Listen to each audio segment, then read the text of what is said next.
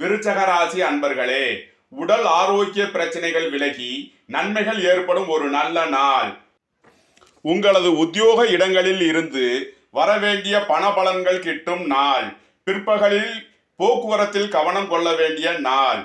விருச்சகத்தை ராசியாக கொண்ட விசாகம் 4ஆம் பாத நட்சத்திர பலன்கள்.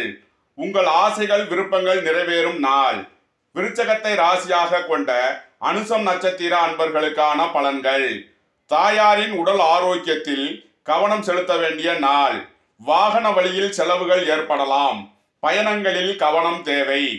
விருச்சகத்தை ராசியாக கொண்ட கேட்டை நட்சத்திர அன்பர்களுக்கான பலன்கள். மாணவர்களுக்கு கல்வியில் நற்பலன் ஏற்படும்.